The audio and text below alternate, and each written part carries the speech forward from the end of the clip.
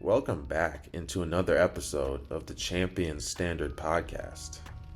I'm your host, Jay Bowles, and today's episode is going to be a little different. And honestly, it's one I've been really excited to share.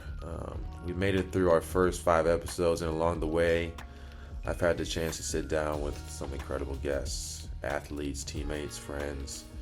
Everyone has opened up about their journeys, challenges, and all the values that are important to them. So today we're just taking a moment to kind of reflect and revisit some of those meaningful moments that we've had so far. So you're going to hear clips that made me pause, laugh, and think deeper, and hopefully for you did the same and reminded me of why I started this podcast in the first place.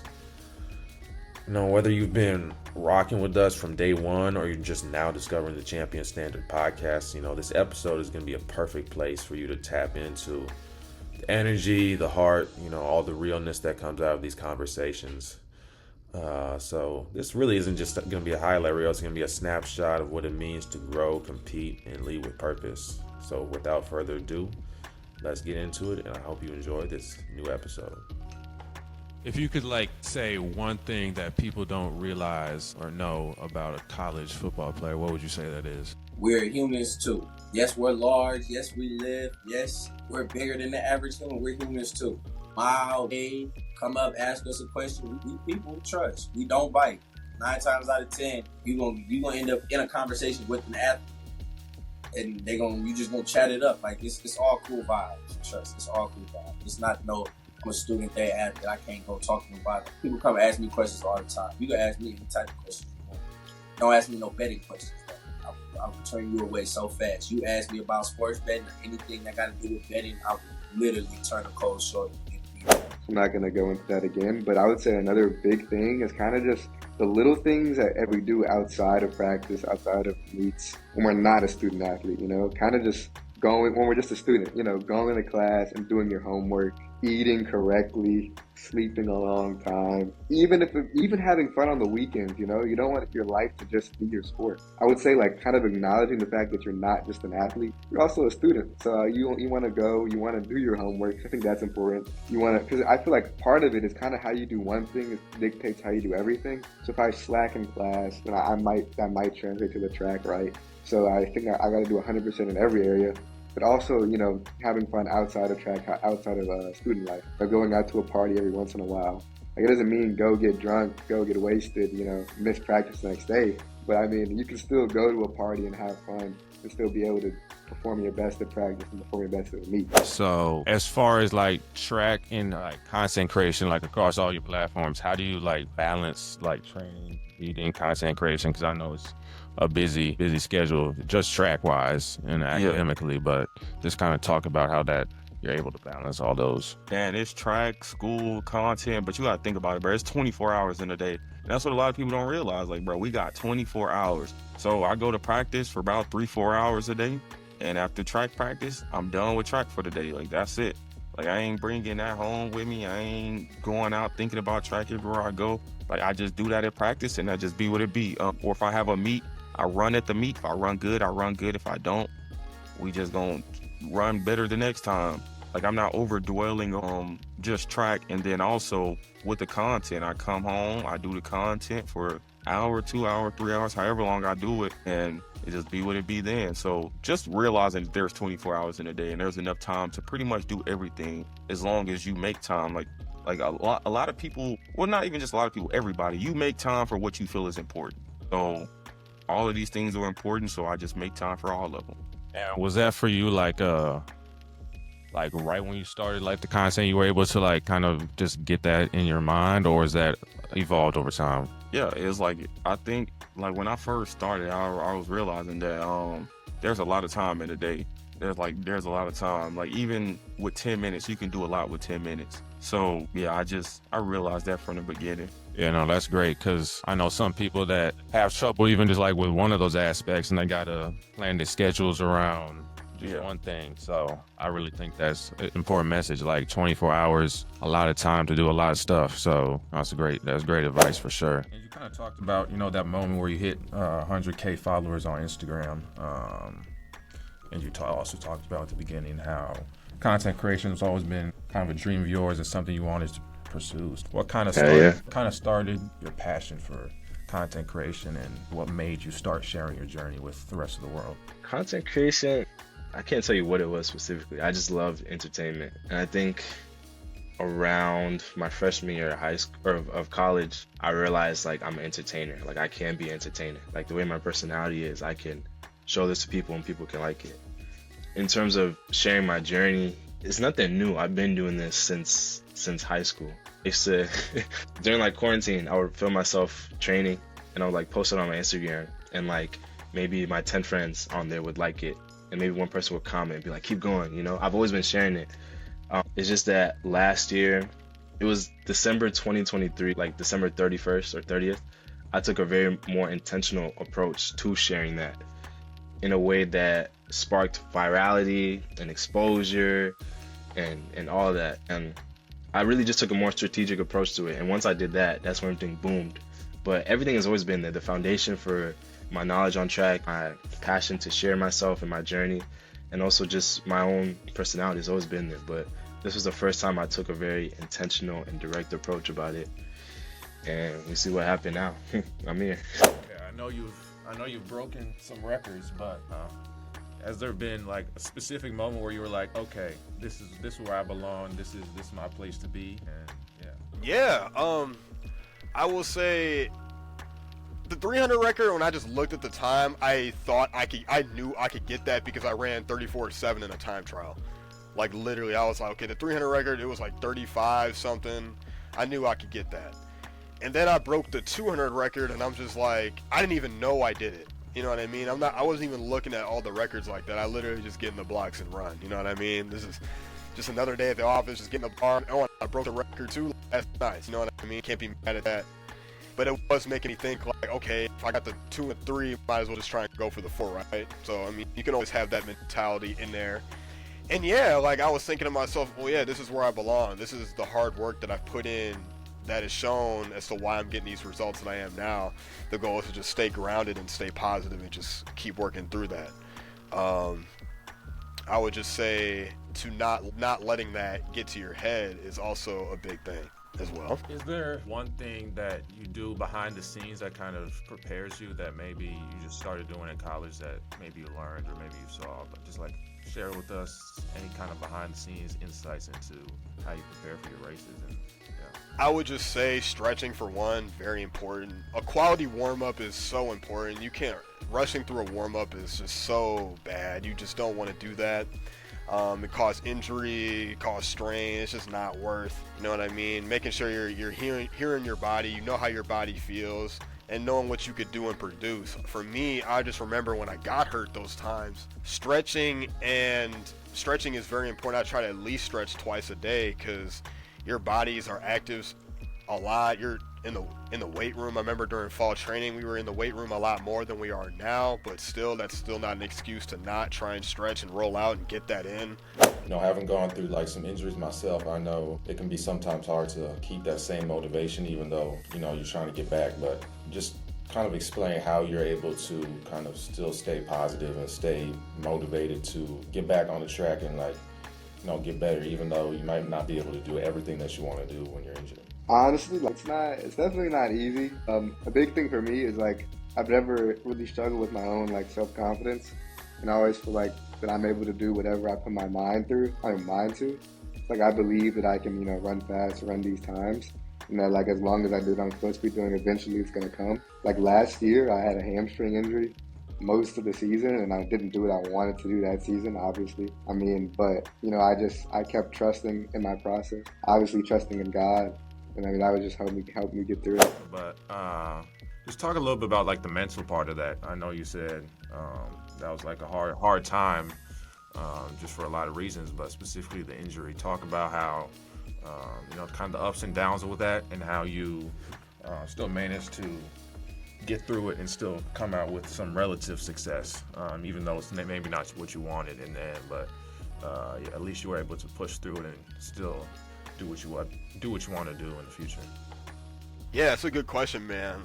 I would say the mental aspect was arguably the toughest part because, there's always that thought of, are you ever going to get back to where you want to be? Are you still capable of doing this? I thought about quitting a couple times, shed a lot of tears and just, but through all that turmoil, I had a lot of speeches, obviously, from a lot of people.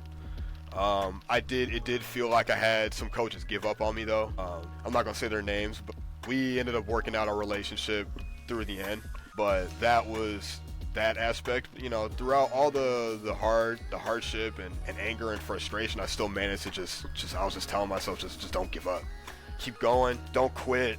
Just trying, and keep working, and you will still find, like you said, that relative success. And I did my senior year because, when I turned in my uniform, I said, fuck it. Coach Mel texted me like, hey man, we'll get you right.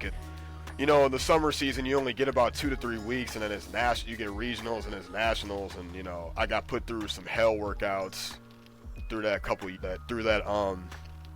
short little period of time before regionals, and I think that was the best success I had that whole year. I placed third at regionals in the going to nationals for the 200, and I think I got second in my heat at the 4. I ran like 50.08 or something like that. Went to nationals, ran 49.8, didn't really do nothing crazy, and then ran like 22 something. But looking back at it all, I proved to myself that I could still run. With the right training and with the right people, I was able to get back to where I needed to be. And I think that was a good stepping stone for this school, because I think I went on a visit to Concordia probably, I don't know if it was a few weeks before. I know I kind of applied here pretty late, so that was my fault. But those times that I had ran were a great stepping stone as to what the success I've had right now. So I'm very grateful for that.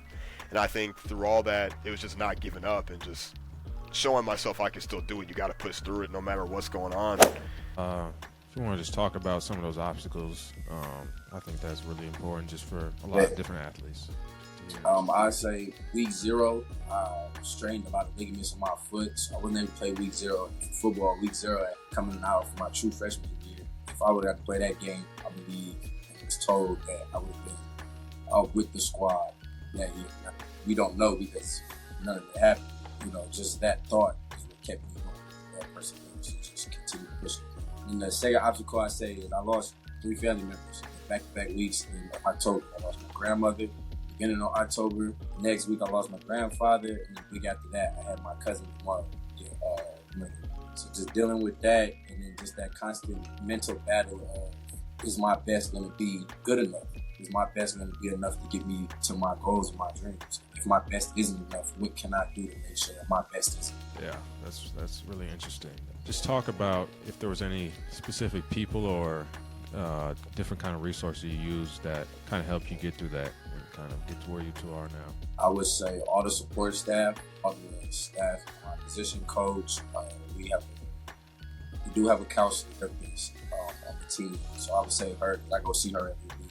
Then strength head coach really helped me. Just being able to have those tough conversations with people, them showing that they care. So I would definitely say leaning on the support staff and the resources that they have, definitely being able to talk to people and get emotions and feelings. Was there like anyone that you was watching, or was it just like, I've always wanted to do this kind of stuff? Or Yeah, it was more so what I always wanted to do. Like, I've been making content online since probably like 7th grade, but I've been going viral online since about 7th grade. Like, when I was in middle school, I had 10,000 followers on Instagram just from making videos. So it was like something I always did, not really thinking about the money part. I was just doing it just because people like always tell me, oh, you're funny, you're entertaining, and you should keep doing these videos and things like that. So I would always do it. And then even before then, I would just be in class, like the class clown, and people always tell me I was funny. So I just took the stuff that I would do in person and just do it online, and it just went. That's dope. So transitioning a little back to the track aspect, I think, everyone sees like the final product, whether that be the content or, the track aspect. So kind of just talk about an aspect of that people don't really know about. Yeah, just talk about anything really. Yeah, see, a lot of people always focus on the final products. Like, they'll see me online, and a lot of people have tried to do what I've done, especially with the social media aspect. If he can make $10,000 in a month online, I can too. Thinking they'll just pick up their phone or pick up a camera and do this and make $10,000 next month, when I've been posting online since 7th grade and I didn't start getting paid until I was 20 years old. So a lot of people overly focus on the finished product rather than focus on the process. See, the process, a lot of people try to skip the process and just go to the product, and that's where a lot of people go wrong. And it's the same thing with track. A lot of people see a lot of guys running fast and think that, okay, this just gonna happen overnight. Like, I'm gonna just train these few days or these few weeks or this season and just run super fast. When these guys been training since the 7th grade, 8th grade, and now they running this or that. But yeah, people just gotta realize that everybody's different. Everybody's path is different. Like, you can reach the same end goal, but everybody's path is just different. What kind of made you choose Kansas specifically? Like, was it different aspects that other places didn't have, or was it just kind of this was the one option, or yeah, just kind of touch on that? So you got me smiling because, this piece, like, nobody's really asked that question. So I say this started when, and I always go back to this started when KU won the national championship, like, a few years ago, like, most recently. And I was watching, and I'm a UNC fan too, like, diehard UNC basketball fan. That's how I beat UNC, so I was hurt. And I said to myself, I would never go to that school. I've never been there. Like, I remember me and my family were sitting in whatever hotel room watching the game at a real resort. I was like, I'll never go to Kansas. A year later, Kansas is the only school that's hitting me up. I'm talking about, and I'm not on scholarship. I put that out there now. I'm put it up as well. So, like, Kansas was hitting me more than schools that had offered me. Like, a lot of schools, I tore my adductor up pretty bad. And a lot of schools stopped talking to me for that reason. And for other reasons, I couldn't tell you, because it's one of those secretive things. It's like, people are, they don't want to talk to you, they won't talk to you. When I tore my adductor up, like, it was a school, my first school that offered me St. Thomas. They held true to everything. And then it was Kansas that gave me the PWO, and then it was another school down in Iowa that had gave me a full ride. But other than that, like, Kansas, like, every day, whether they send me a little graphic, whether they made sure, like, I just up to date with. And then I give kudos to my position coach, because he kept it real with me from the start, like, before I even committed. And the recruiting process during my days at camp, he kept it 100. He's kept it 100 since I've been here. It's only allowed me to grow my comfort. Then I say, on top of that, like, this, since I have never been here, never been to Kansas. My first time coming close to Kansas, I was in Kansas City, Missouri, playing basketball. I wasn't in Kansas. We didn't even go into Kansas. We stayed on the Missouri side. So, like, I didn't know there was a Kansas City, Kansas till I got here. I always thought it was Kansas City, Missouri. There was that. But, like, I never thought I would be in Kansas. Never thought I'd be here. And that was kind of like the first, like, that's what I woke up every day that first year. I was like, I'm in Kansas. And then all the other questions, like, why did I do this? Yada, yada. I miss my family. I want to go home. It's all negative talk that isn't going to give me right. If you had to give one piece of advice to young athletes dealing with setbacks, or really just kind of trying to get to where you're at, or just improve in whatever the sport is, what would it be? I would just say, dealing with, like, setbacks, just keep going. Don't quit. Keep going. Your time is coming. Be patient. Patience is probably the number one thing. I had to be patient for 2 years. You know what I'm saying? 2 years. I'm getting the results I need. Like, it's different for everybody. Everybody's journey is different. You can't compare yourself to anyone throughout this track process, because, man, track is arguably maybe the most unforgiving sport. But, you just got to be patient and just keep working and keep grinding. Your time is coming. And that's going to be a wrap on today's highlight episode of the Champions Standard podcast. I just want to say thank you to everyone who's listened, supported, shared the show, everything. It's really means a lot to me. And I also just want to thank all the guests that I've had the opportunity to interview so far. I really appreciate all of them for taking time out of their day to have these conversations with me, and me just being able to share that with all the listeners. I'm really truly fortunate. These first 5 episodes have been more than just interviews. They've been very real conversations about the mindset, the moments, and the lessons that kind of define who we are as athletes beyond just the field, the track, the scoreboard, the court, whatever it is. So if any of these clips stood out to you, I really encourage you to go back and check out the full episodes. There's a lot more of those clips were in those full episodes. So I just want to say, we're just getting started. There's going to be more guests, more stories, and more lessons coming your way. They're going to be all centered around that standard that we're trying to live by, that champion standard every day. So, make sure you're subscribed, share the show with someone who needs to hear it. And as always, I would just say, if you had to take one thing away from this episode, it would be, keep striving, stay grounded, and don't just play the game. Raise the standard. Thanks for listening, and catch you next time.